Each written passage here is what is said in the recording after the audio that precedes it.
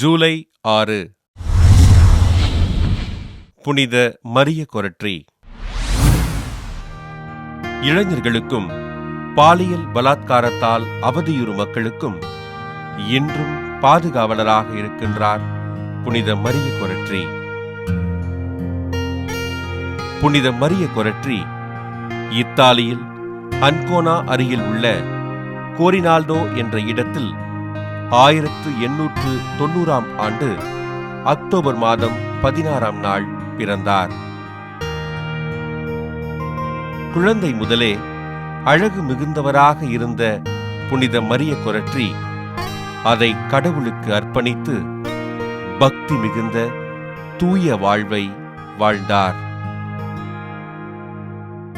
அன்னை மரியிடம் மிகுந்த பக்தி கொண்ட இவர் நாள்தோறும் இரவில் பல மணி நேரம் ஜெபமாலை ஜெபிக்கும் பழக்கமுடையவராக இருந்தார். தனது கற்பை இறைவனுக்கு அர்ப்பணித்த புனித மரிய கொரற்றி தனது 12வது வயதில் தன்னை முறைகேட்டிற்கு உள்ளாக்க நினைத்த இளைஞனோடு போராடி 14 கத்தி குத்துகளோடு 1902ஆம் ஆண்டு இறந்தார்.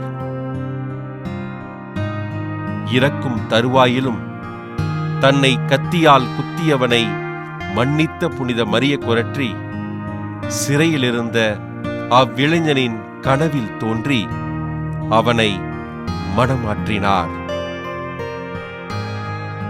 மணமாறிய அவ்விளைஞன் அலெக்சாண்ட்ரோ கப்புச்சின் சபையில் இணைந்து தன் வாழ்நாள் முழுவதும் வாயில் காப்பாளராகவும் தோட்டக்காரராகவும் பணிபுரிந்தார்.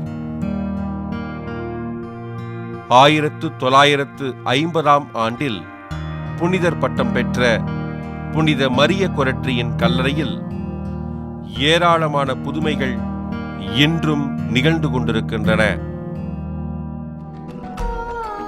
புனித மரிய கொரற்றியின் விழாவினை கொண்டாடும் நாம் இறைவனுக்குகந்த தூய்மையான வாழ்வை வாழ முயல்வோம்.